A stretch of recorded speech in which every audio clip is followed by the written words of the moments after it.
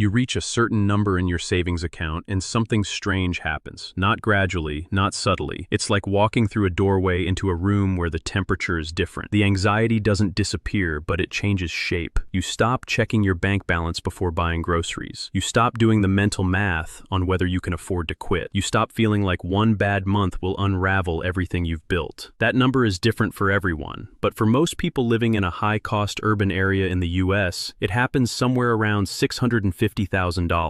This isn't about retirement. It's not about being rich. It's about crossing a threshold where the fundamental relationship between your time and your survival changes. Before this point, you're playing defense. After it, you're playing a different game entirely. And almost no one talks about why this specific range matters, or what it actually buys you that $100,000 or $300,000 doesn't. Let's start with what $650,000 actually represents in terms of financial infrastructure. If you follow the 4% rule, a rough but useful framework for sustainable withdrawal rates, $650,000 generates about $26,000 per year without touching the principal. That's not enough to replace a professional salary. It's not even close to what most people in this income bracket are used to spending. But that's not the point. The point is what it does to your operating costs and your perception of risk. At $26,000 per year, you've covered baseline survival in most parts of the country. Not comfortably, not luxuriously, but you've removed the existential fear. You can pay for basic rent or mortgage interest, food, healthcare if you're resourceful, transportation if you're modest. The psychological shift isn't that you can stop working. It's that your labor is no longer directly tied to not being homeless. You've severed the most primitive anxiety loop in modern life, the one that keeps people in jobs they hate and situations they've outgrown. This is where most financial advice gets it wrong.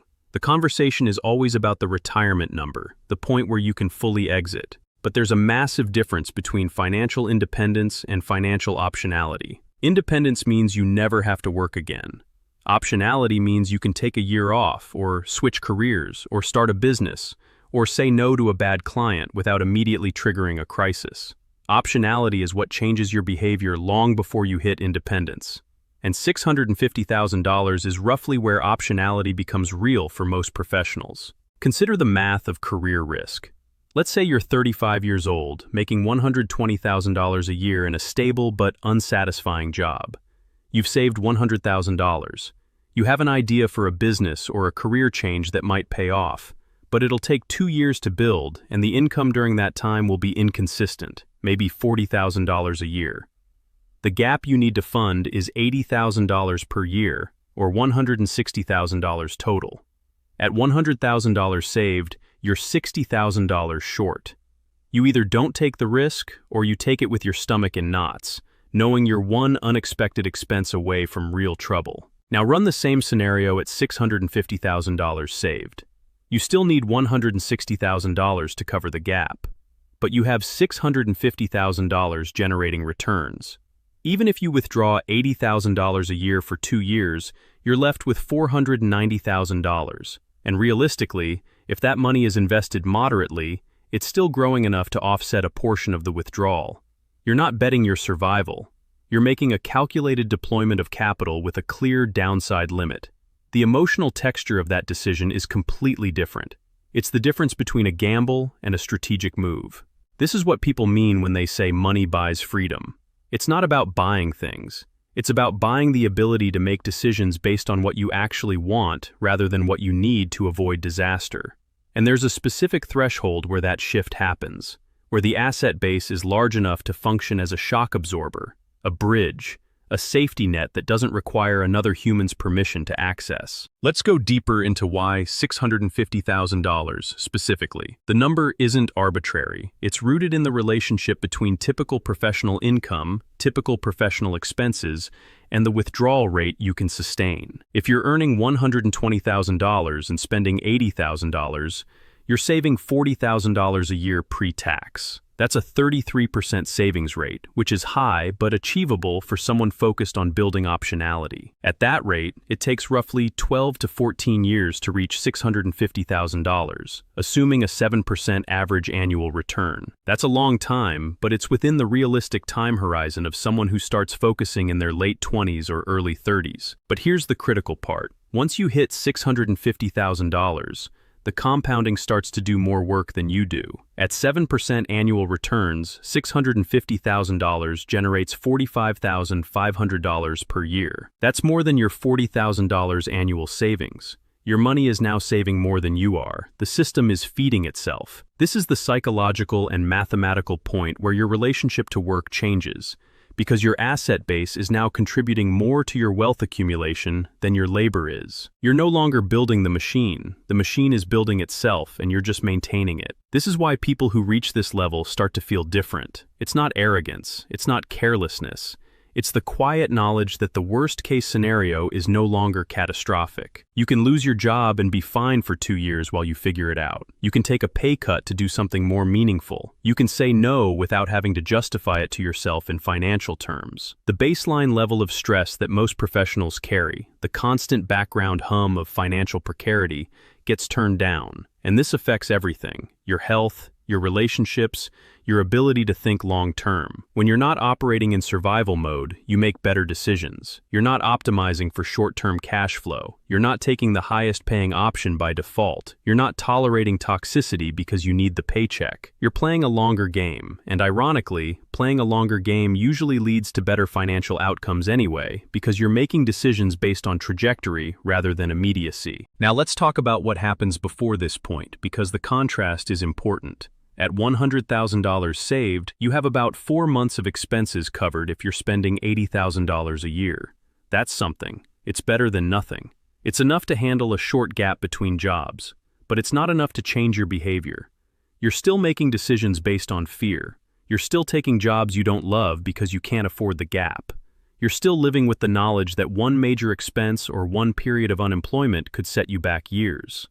At $300,000, you're in a better position. You have over a year of expenses covered.